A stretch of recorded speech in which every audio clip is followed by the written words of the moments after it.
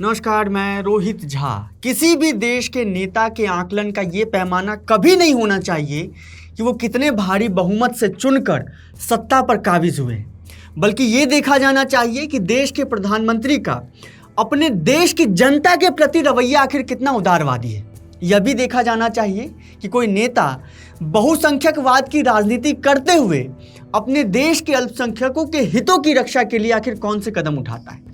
बांग्लादेश में तारिक रहमान के अपार जीत के बाद वहां की सरकार ने कुछ सकारात्मक कदम उठाए हैं, जिसकी बात निश्चित तौर पर होनी चाहिए। तारिक रहमान ने 17 फरवरी 2026 को प्रधानमंत्री पद की शपथ ली, लेकिन रहमान की कैबिनेट की चर्चाएं उस वक्त ज़्यादा होने लगी जब खबरें आई कि रहमान ने एक हिंदू मंत्री और एक बौद्ध को मंत्री बनाया है।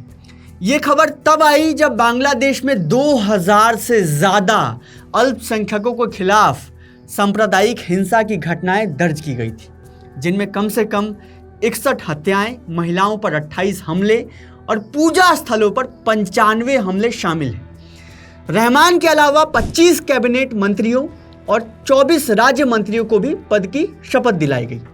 इनमें एक हिंदू मंत्री निताई रॉय चौधरी और एक बौद्ध मंत्री दीपेन देवान चकमा को भी शामिल किया गया। निताई रॉय चौधरी को सांस्कृतिक मामलों का मंत्री बनाया गया है। 77 साल के निताई बीएनपी के वरिष्ठ उपाध्यक्ष और प्रमुख राजनीतिक सलाहकार हैं। उन्होंने जमाते इस्लामी के उम्मीदवार मुस्तशिर बिल्लाह को हराकर जीत हासिल की। निताई हमेशा से शेख हसीना और उनकी अवामी लीग के मुखर आलोचक रहे हैं। उन्होंने पार्टी पर न्यायिक स्वतंत्रता को कमज़ोर करने और राज्य की शक्तियों का दुरुपयोग करने वाली फांसीवादी शासन व्यवस्था स्थापित करने का आरोप लगाया था। दूसरी तरफ दीपेन देवान बांग्लादेश के चकमा बौद्ध समुदाय से आते हैं और बीएनपी के प्रमुख अल्पसंख्यक चेहरों में से एक है। वह बांग्लादेश के संवेदनशील और राजनीतिक रूप से अहम चिटगांव हिल ट्रैक्ट्स क्षेत्र से आते हैं। दीपेन देवान लंबे समय से आदिवासी अधिकारों, भूमि विवादों, क्षेत्रीय विकास और हिल ट्रैक्ट्स में शांति से जुड़े मुद्दों पर सक्रिय रहे।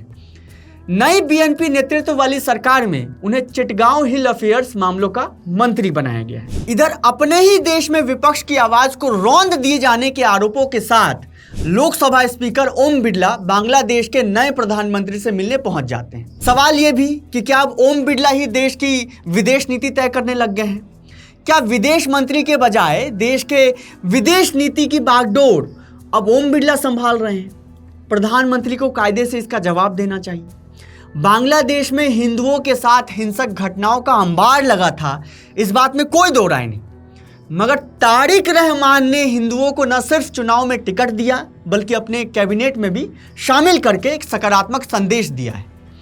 दूसरी तरफ भारत में संविधान की शपथ लेकर प्रधानमंत्री सबसे पहले अपने कैबिनेट से मुसलमानों का प्रतिनिधित्व शून्य करते हैं, उसके बाद खुले मंच से एक समुदाय को कपड़ों से पहचानने की नसीहत देते नजर आते हैं। ये आग लगाने वाले कौन है वो उनके कपड़ों से ही पता चल जाता है। और उन्हीं की पार्टी के मुख्यमंत्री मुसलमानों को बंदूक से उड़ाते हुए वीडियो जारी करते हैं, जिस पर प्रधानमंत्री की चुप्पी किसी मौन समर्थन जैसा होता है। वो दिन फिर गए जब एक प्रधानमंत्री एक मुख्यमंत्री को मीडिया की मौजूदगी में राजधर्म का पालन करने की नसीहत देते नजर आते हैं। चीफ मिनिस्टर के लिए मेरा एक ही संदेश है कि वो राजधर्म का पालन करें। आज संसद में मुसलमानों को अपशब्द कहकर ख्याति प्राप्त करने वाले सांसदों को उनकी पार्टी ऊंचे पदों पर बिठाती है। यही सारा खेल है जिसे